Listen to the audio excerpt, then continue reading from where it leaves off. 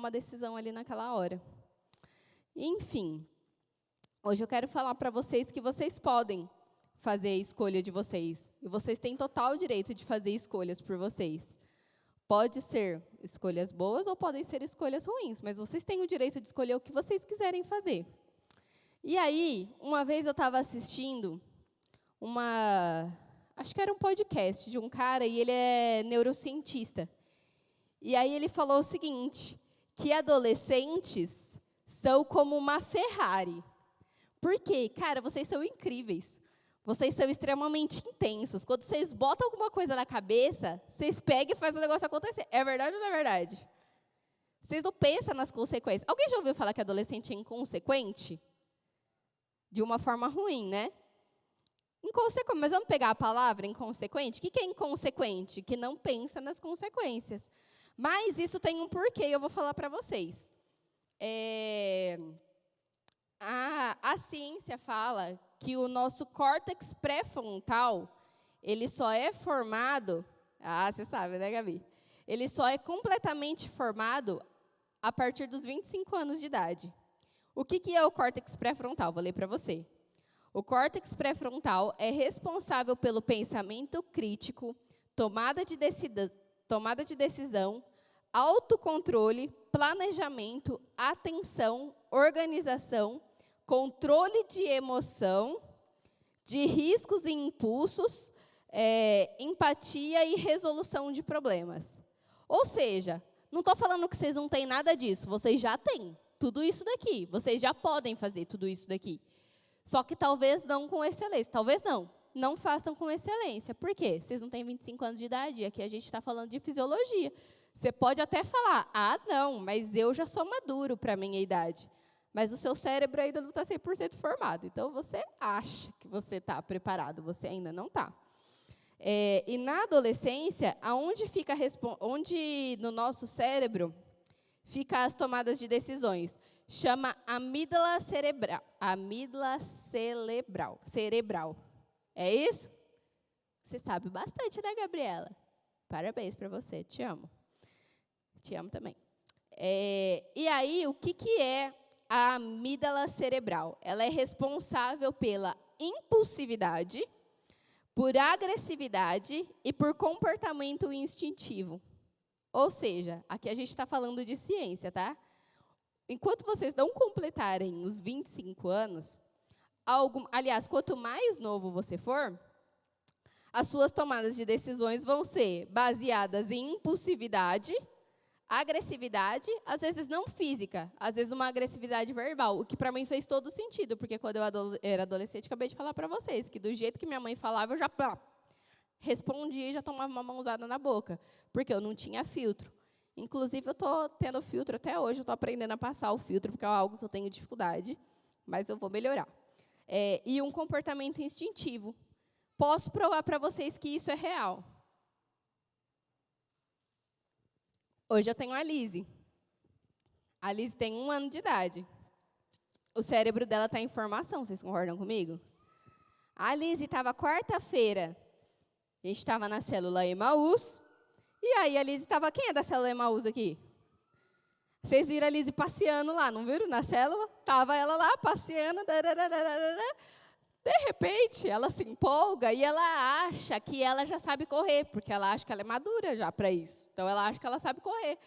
O que a Lise fez? Caiu de cara e meteu o nariz, né, filha, na quina da mesinha.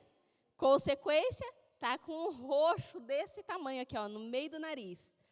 Se não é eu orar pela vida dessa menina e os anjos guardar ela, vai saber Deus o que tinha acontecido. Tinha rachado a cuca. Mas, enfim, o cérebro da Lise está em formação. O cérebro de vocês já é mais evoluído que o da Lise, óbvio. Porém, não está completamente formado.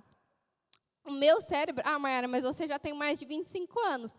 Eu tenho. Só que, além de as nossas tomadas de decisões serem feitas pela nossa parte física, também é feita pela nossa vivência, né? Pelas nossas emoções, as coisas que a gente já viveu, as coisas que eu aprendi, enfim. E isso também pode influenciar a gente a tomar decisões erradas. Mas aí, o que eu quero que vocês visualizem aí comigo no lugar? você é uma Ferrari, certo? Vocês entenderam a parte que eu falei que vocês são uma Ferrari? Cara, vocês são incríveis, vocês podem fazer o que vocês quiserem, do jeito que vocês quiserem. Só que toda Ferrari precisa de um condutor. E aí você tem duas opções. Esse condutor pode ser você mesmo, ou esse condutor pode ser esse cara que está lá em Jeremias 29:11. Vou ler para vocês. A Duda vai por aí. Vou lendo. Só eu conheço os planos que eu tenho para vocês. Planos de prosperidade e não de desgraça. E um futuro cheio de esperança. Sou eu o Senhor que está falando. Sou eu quem? O Senhor que está falando. Eu conheço os planos que eu tenho para vocês. Quem sabe do futuro aqui? Vocês sabem do futuro? Vocês sabem o que vai acontecer daqui 2 segundos? Não sabe, né? A gente imagina o que pode acontecer, mas a gente não sabe. Você sabe o que vai acontecer na sua vida daqui 10 anos? Eu jamais, aquela menina lá que eu mostrei para vocês, jamais imaginei que um dia eu estaria aqui em cima do púlpito com um microfone na boca sendo chamada de pastora. Hoje o meu amigo ali, como você chama mesmo? Vitor. Hoje o Vitor, ele passou por mim e ele falou, paz, pastora, tudo bem? Eu fiquei até meio sem jeito. Falei, meu Deus, sou pastora, né? Verdade, esqueci, gente. Jamais que eu imaginava isso. Então, eu jamais imaginava isso. Só que, é só Deus que sabe do nosso futuro. A gente não tem controle de nada. Então, se você é uma Ferrari, você precisa de um condutor. Porque já pensou você ter uma Ferrari e você jogar ela direto num abismo? Visualiza essa cena. Uma Ferrari caindo num abismo. É muito trágico, não é triste? É muito triste, cara. Você não pode direcionar a sua Ferrari para um abismo. E aí eu quero que você fale para mim. Agora eu quero que vocês pensem na vida de vocês, como a vida de vocês está hoje. Quem está sendo o condutor da sua Ferrari? Vou conduzir você a um pensamento aqui. Vamos supor que hoje eu estou dando para vocês um intercâmbio aonde vocês quiserem ir. Com tudo pago. Vocês não vão precisar pagar hospedagem, vocês não vão precisar pagar alimentação, vocês não vão precisar pagar nada. Vocês só vão para o país que vocês quiserem, para onde vocês quiserem. E aí, lá, nesse país, fala um país aí, Gi. Aí você vai para os Estados Unidos. Só que lá nos Estados Unidos, você vai estar longe do seu pai, você vai estar longe da sua mãe, você vai estar longe dos seus amigos, você vai estar longe de qualquer pessoa que te conheça, porque você foi sozinho para os Estados Unidos. E lá, cara, é um mundo novo. Lá, você pode fazer o que você quiser, porque lá não vai ter ninguém para te julgar, ninguém para te apontar, ninguém te conhece. Você tem essa liberdade de fazer o que você quiser lá naquele lugar. Pode ir para balada, lá maconha é liberada, você pode usar. Lá você pode beber, lá com 16 anos você pode dirigir. Lá você pode fazer um monte de coisa. É verdade ou não é? É verdade. Você pode ou não pode? Pode, né? Mas quem vai escolher o que vai fazer é você. Pensa aí comigo. Vou dar 5 segundos para você. O que você faria se hoje você fosse para um país diferente, sem ninguém que você conhece? Ninguém vai te julgar por nada. Pensa aí. Eu já tive essa fase quando eu era adolescente que eu queria fazer. Aliás, eu ainda tenho vontade de conhecer os Estados Unidos e morar um tempo lá. Mas da minha adolescência eu tinha essa vontade. E dessa fase aqui eu imaginava que eu ia fazer tanta coisa lá dos Estados Unidos. Falava, ninguém vai estar vendo, tô nem aí, vou fazer o que eu quiser, ninguém sabe que eu sou crente, ninguém vai me julgar pelo que eu vou fazer. Enfim, pensou aí? Guarda esse pensamento para você. Eu não quero saber, eu quero só que você saiba. Vocês sabiam que na Bíblia a gente tem um adolescente que fez intercâmbio? Vocês sabiam disso? Vou mostrar para vocês que nós temos um adolescente que fez intercâmbio na Bíblia. Abre para mim Daniel 1. Eu vou abrir aqui na minha Bíblia por conta da versão, tá bom? Vocês estão preparados para ler um pouquinho? Vocês estão com sono? Então fala aí para a pessoa que está do seu lado. Fala assim, ó, silêncio, Foca na história que a Mayara vai contar, porque você precisa saber dessa história. Fala aí para a pessoa que está do seu lado. Fala, foca no que a Mayara vai falar. Presta atenção. Ah lá, o Davi não chora. Davi, te amo você. Não é o Davi? É o Davi. Cadê a Foca no culto? Eu vou trazer a Foca. Vocês acham que a Foca tem que participar do culto? Vou trazer, então. Não, a Lizzy compartilha com a gente, porque ela tem um bom coração. Ela faz parte desse ministério. Aliás, deixa eu contar uma curiosidade para vocês rapidinho. Cara, quando a gente fala que chega sexta-feira e fala pra Lizzy, hoje é dia de culto high, vocês não sabem a alegria que essa menina fica pulando e dançando, não é verdade, Ingrid? Ela dança, ela pula. Meu, ela é incrível. Eu amo a minha filha. Então, presta atenção aqui. Silêncio, zerou toda a distração. Vou contar para vocês a história, um pedacinho da história de Daniel. No 3º ano do reinado de Jeoaquim em Judá, Nabucodonosor, rei da Babilônia, veio a Jerusalém e cercou a cidade. O Senhor lhe deu a vitória sobre Jeoaquim, rei de Judá, e permitiu que levasse para a terra da Babilônia alguns dos utensílios sagrados do templo de Deus. Nabucodonosor os colocou na casa do tesouro de seu Deus. Vocês estão prestando atenção, né? Vocês têm que focar nessa história para vocês entenderem o que eu estou falando. Foca aqui. Foca na missão. O rei ordenou que Aspenaz, o chefe de seus oficiais, trouxesse ao palácio alguns dos jovens israelitas, da família real e de outras famílias da nobreza. Disse o rei: escolha somente rapazes saudáveis e de boa aparência, que sejam instruídos em diversas áreas do conhecimento, que tenham entendimento e bom senso, e sejam capacitados para servir no palácio real. Ensine a esses jovens a língua e a cultura da Babilônia. O rei determinou que recebessem de suas cozinhas uma porção diária de alimento e vinho. Os rapazes seriam treinados durante 3 anos e depois passariam a servir o rei. Daniel, Ananias, Misael e Azarias, todos da tribo de Judá, estavam entre os escolhidos. O chefe dos oficiais lhe deu novos nomes babilônios. Vamos pular essa parte. Daniel, porém, decidiu não se contaminar com a comida e o vinho que o rei tinha lhes dado. Vou repetir essa parte, presta atenção, e você vai repetir para a pessoa que está do seu lado. Repete comigo, tá bom? Daniel, porém, decidiu não se contaminar com a comida e o vinho que o rei lhes tinha dado. Pediu permissão ao chefe dos oficiais para não comer esse alimento, a fim de não se contaminar. Deus havia feito que o chefe dos oficiais mostrasse compaixão e simpatia a Daniel. Apesar disso, Aspenaz diz: tenho medo do meu senhor, o rei. Ele determinou o alimento de vocês, o alimento que vocês devem comer e devem beber. Se ficarem com a aparência abatida em comparação com os outros rapazes de sua idade, temo que o rei mande cortar a minha cabeça.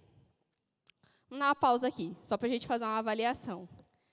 Daniel saiu da terra dele e ele foi mandado para a Babilônia. Daniel tinha sido ensinado, de acordo com a cultura judaica. Daniel, ele tinha toda uma estrutura ali, e tinha ali a cultura dele formada dentro dele. Ele foi mandado para a Babilônia, e Nabucodonosor queria ensinar o quê? Você não vai fazer nada do que você aprendeu. Você vai vir para cá, você vai ser treinado a fazer tudo que eu quero que você faça, de acordo com a cultura da Babilônia. Daniel falou o quê? Uepa, eu sei quem eu sou. Então, eu não vou fazer nada disso que você está querendo, meu querido. Dá uma segurada aí. E aí, o chefe tinha medo do que Nabucodonosor ia falar. Mas aí Daniel falou: cara, bate aqui no peito. Deus teve compaixão de Daniel e falou: cara, bate aqui no peito, vou provar para você que a gente vai ficar mais saudável que toda essa galera aqui. Enfim, vou prosseguir aqui. Até aqui vocês entenderam? Então, beleza. Daniel falou com o assistente designado pelo chefe dos oficiais para cuidar dele, de Ananias, Misael e Azarias. Faça uma experiência conosco durante 10 dias, dê-nos apenas legumes para comer, água para beber. Terminados os 10 dias, compare nossa aparência com a dos outros rapazes que comem a comida do rei.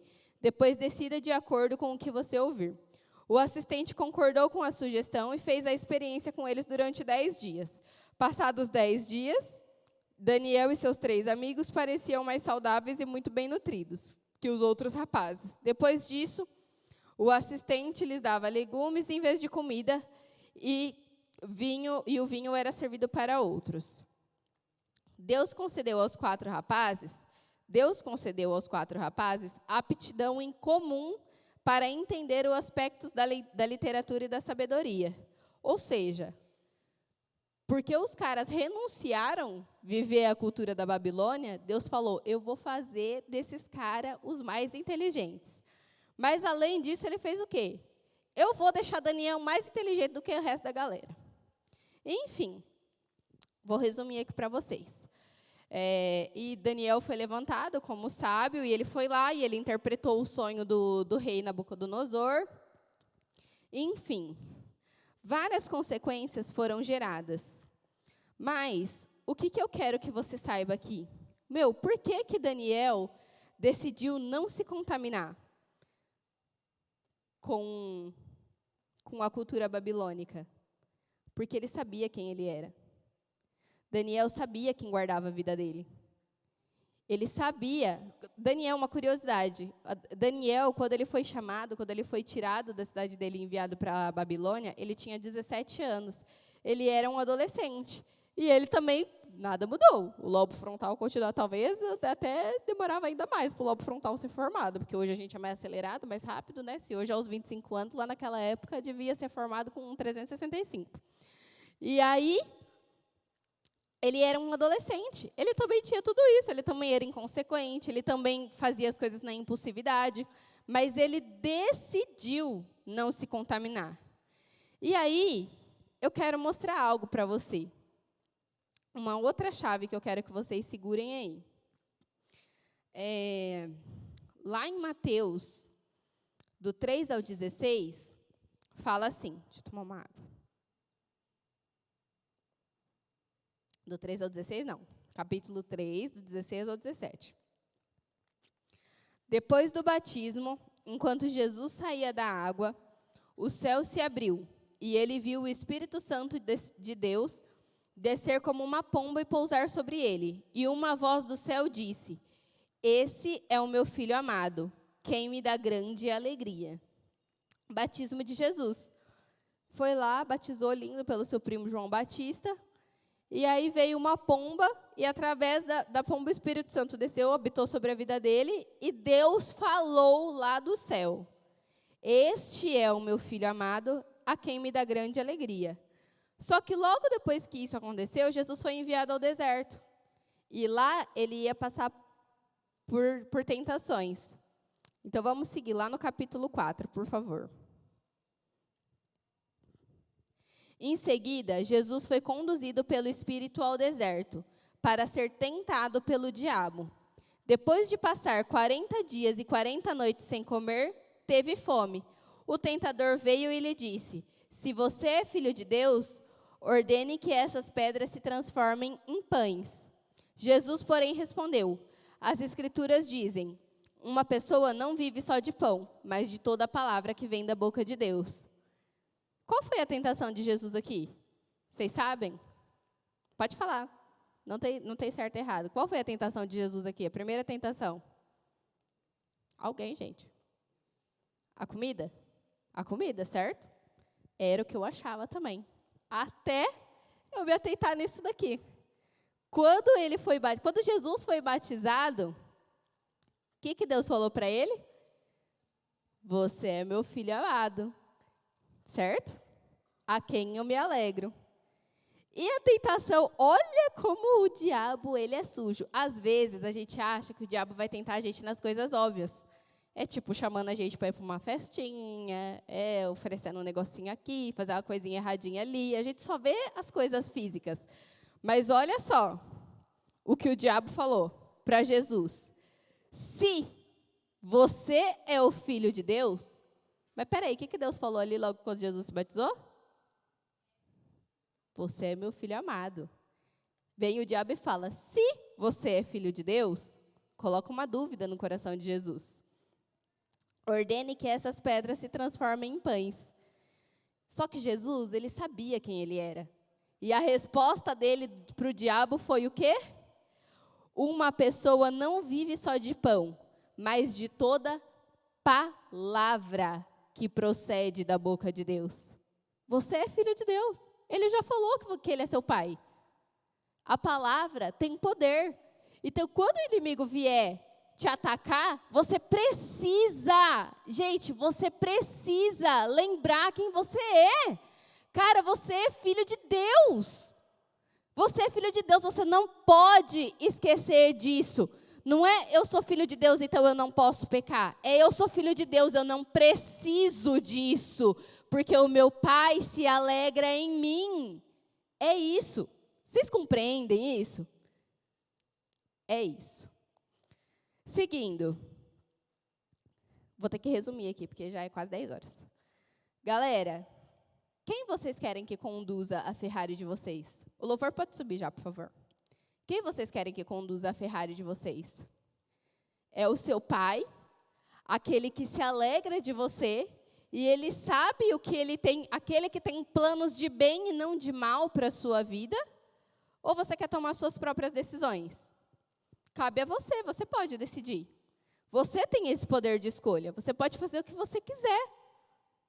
Ninguém manda aqui na sua tomada de decisões, na sua vida manda, os pais mandam, no que vocês podem ou não fazer. Mas você pode escolher desobedecer seus pais. Você sabe por que seus pais dão direções para vocês? Porque eles já passaram por tudo que vocês passaram. Eu já passei, hoje eu trabalho com adolescentes e eu vejo vocês passando por algumas coisas que eu falo, cara, faz todo sentido quando a minha mãe falava isso para mim. Só que eu achava que ela era chata. E não é. Cara, a gente precisa saber quem é que tem que conduzir a nossa vida. Você se acha capaz realmente de conduzir a sua vida sozinho? E, cara, aqui na história de Daniel, essa decisão que ele teve ali, desde o início aos 17 anos, de não se contaminar, Daniel passou por muitas coisas. Ele foi jogado na cova dos leões, é algo que todo mundo sabe, não é verdade? Ele foi jogado na cova dos leões. Só que Daniel, ele amava vidas.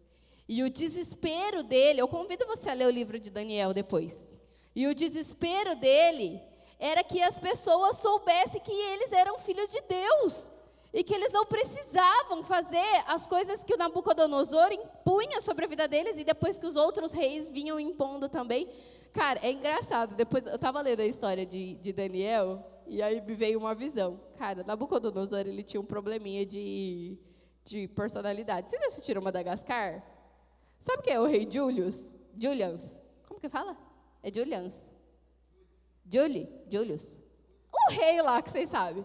Mano, lê Daniel e vê se o Nabucodonosor não era o Julius. Ele queria todo mundo adorando aos pés dele. Ele queria que todo mundo passasse, me adore, servo.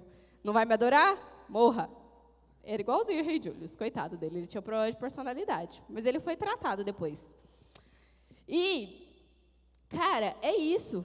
Só você pode escolher quem vai conduzir a sua Ferrari. Se é você mesmo ou se é Deus. E hoje eu te convido a tomar essa decisão. Eu quero que você se coloque aí de pé no seu lugar. Você está preparado?